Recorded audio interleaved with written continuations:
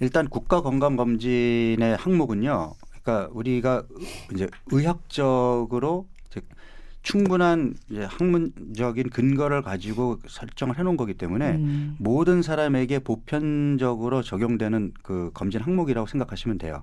그러니까 국가건강검진을 기본적으로 받고 추가적으로 내 나이에 맞는 뭐 검사를 좀 더 추가하겠다라고 하는 것이 이제 현실적이고 합리적인 생각인데 최근에는 또 암검진이 이제 국가에서 또 지원을 해주면서 네. 암검진까지도 포함이 돼 있기 때문에 국가에서 시행하는 검진만 제대로 받으셔도 네. 건강검진의 효과를 톡톡히 누리실 수가 있습니다. 그럼 이제 모든 건강검진은 무료로 진행되는 건가요?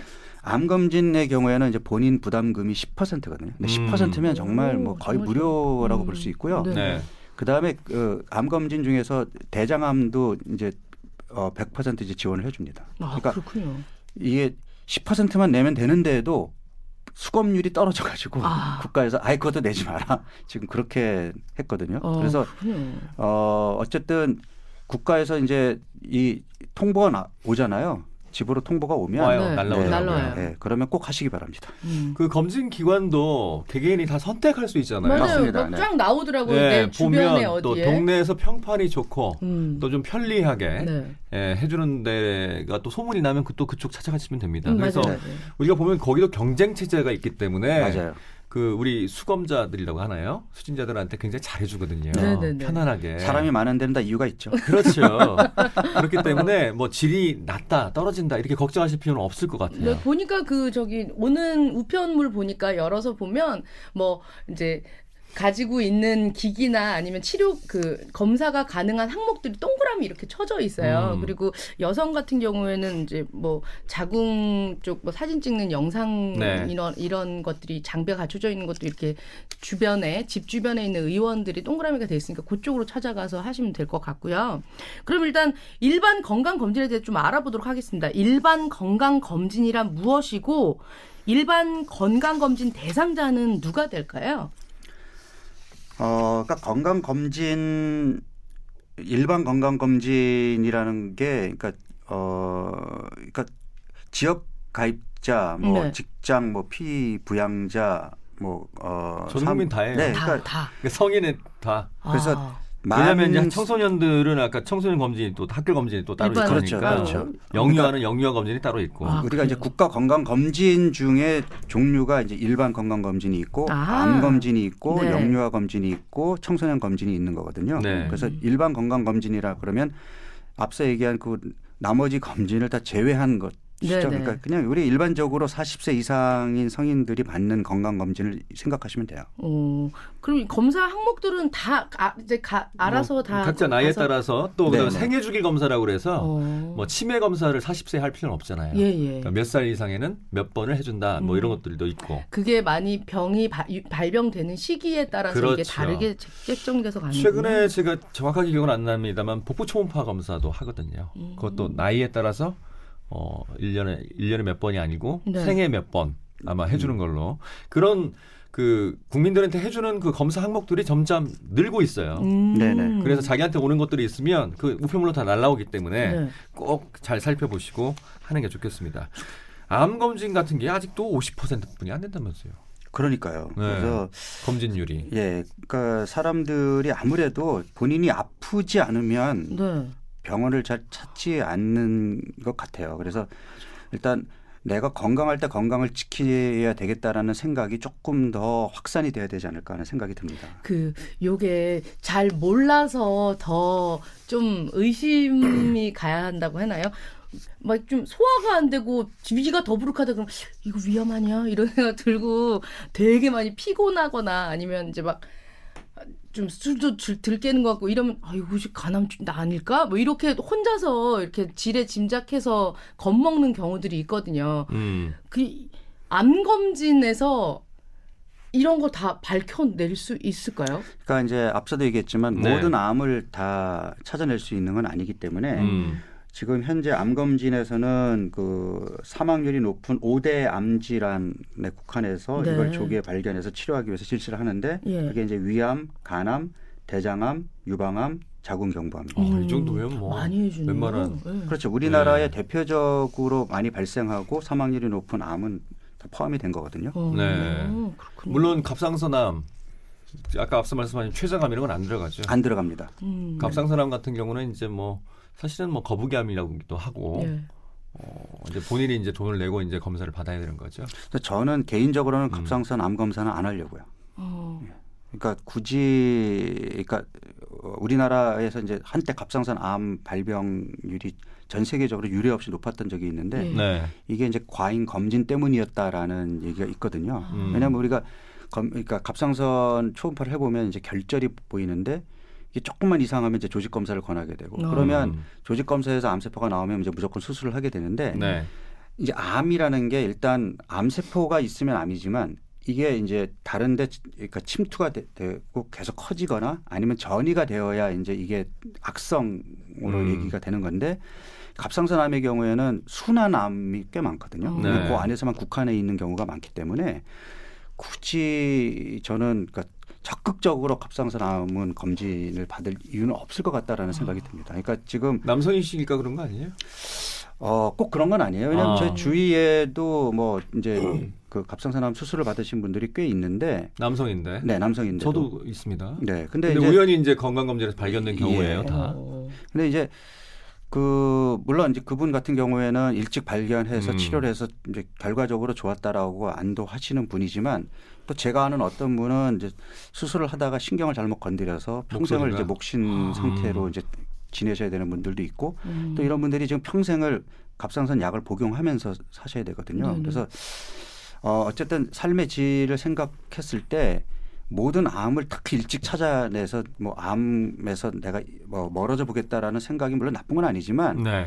암이라는 병은 정말 복불복이에요. 그러니까 너무 그러신 거 아니에요? 복불복이. 예. 아니 내가 정말 철저하게 네. 생활 습관을 뭐 조심을 해도 오는 암을 막기는 어렵습니다. 그렇지만 그렇죠. 앞서 얘기했던 혈관 질환 같은 경우에는 내가 관리를 잘하면 100세 시대에서 100살까지 사는데 치매라든지 그다음에 중풍이라든지 이런 질병으로 나머지 여생을 요양기관이나 병원에서 살아야 되느냐라고 생각해 본다면 어떻게 보면 암보다도 더 신경을 써야 되는 게 이런 혈관 질환이거든요. 네. 근데 혈관 질환에 대한 관리를 정기적인 건강 검진을 통해서 잘 하시는 게 저는 더 훨씬 더 중요할 것 같아요. 네. 저도 직장 검진에서 가끔 그 갑상선 초음파를 이렇게 선택할 수 있거든요. 네. 저도 한 번도 안 받았어요. 네.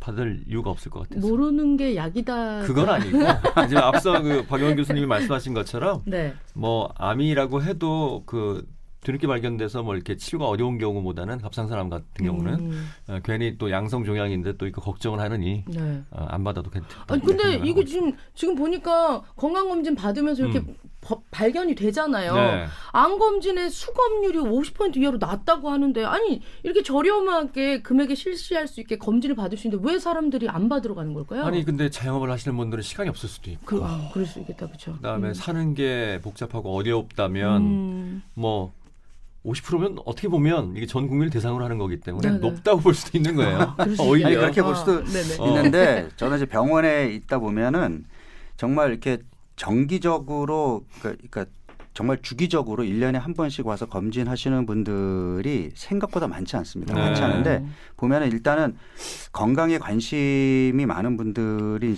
주로 이제 그렇게 하시는데 연령이 이제 높아지면 네. 아무래도 건강에 신경을 더 쓰게 되니까 저도 생각해 보면은 40대에는 그렇게 매년 건강검진 안 했던 것 같아요. 네. 근데 이제 50 넘어가니까 네. 해마다 건강검진 받거든요. 그러니까 나이가 들면서 건강에 대한 관심이 높아지게 되면 아무래도 이제 수검률이 좀 올라갈 수 있겠고 예.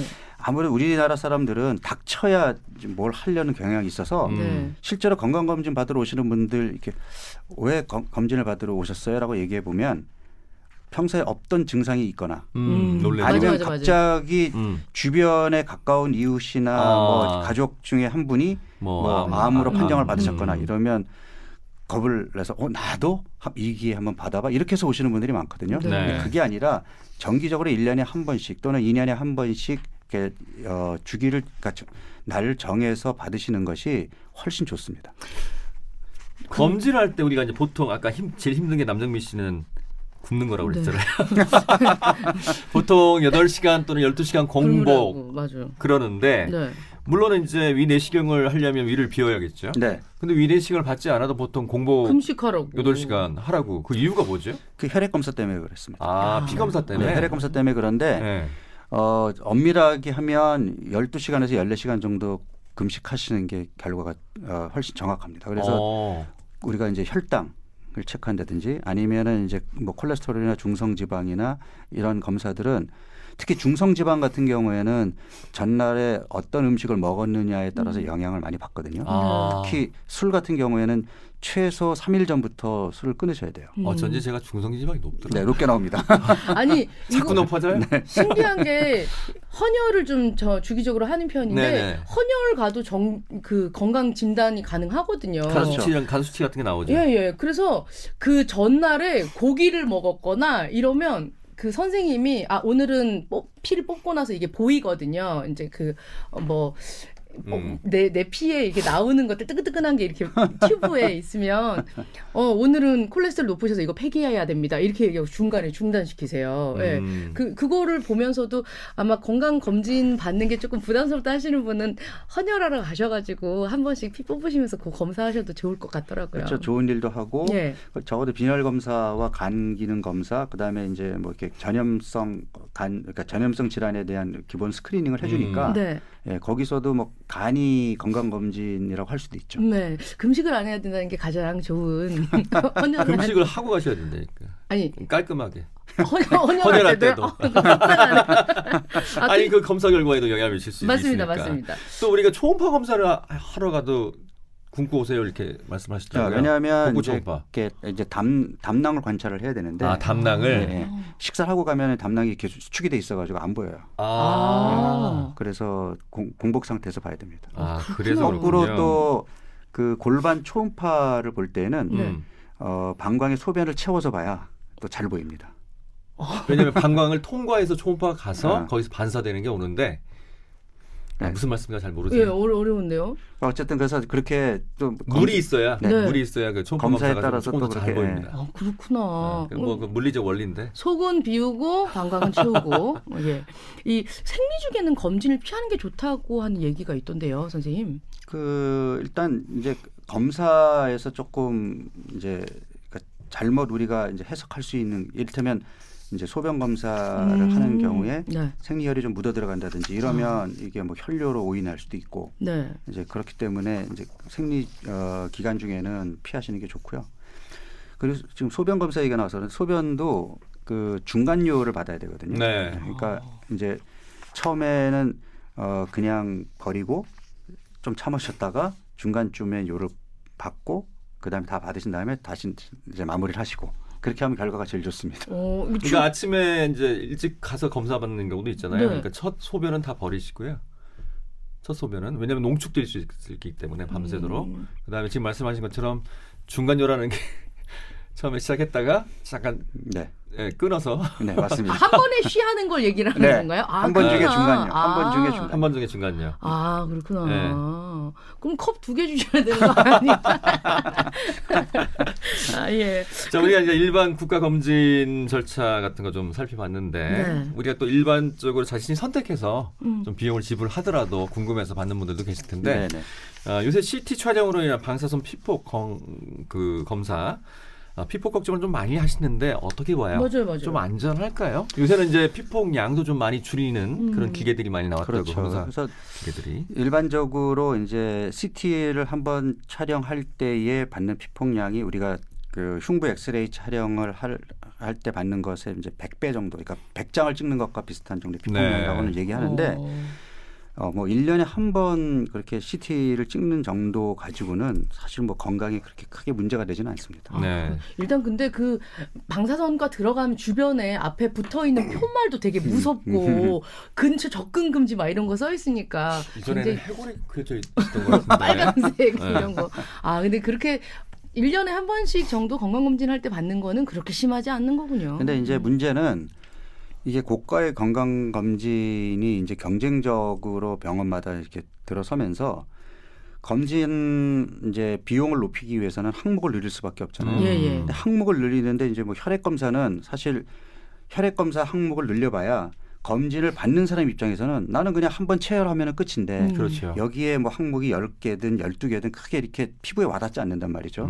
그런데 검진을 받는 사람이 뭐 이렇게 그런 기구를 이용하는 검사 항목이 많아지면 여기는 좀 이것저것 많이 하네라는 생각이 들게 되잖아요. 네네. 네. 그래서 그런 방사선 검사 항목들이 이제 늘어나면서 한 번 검진을 받는데 이를테면 뭐 아예 뭐 처음 CT를 뭐 전체적으로 다 받는다든지 아니면은 뭐 전신 MRI 관상, 검사. 예.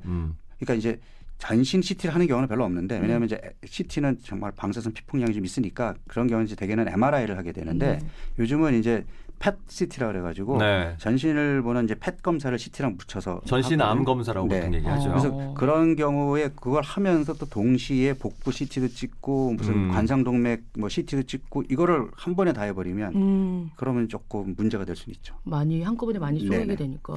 근데 어쨌든 질병 진단을 위한 CT 촬영은 그러니까 필요하기 때문에 네네. 불가피하게 좀 하시는 게 좋을 것 같고 또 최근에는 아무래도 CT 피폭량을 좀 줄이는 그런 어떤 검사 기계들이 네네. 점점 많이 많아지고 도입되고 있습니다. 있어서 네. 다행이고요.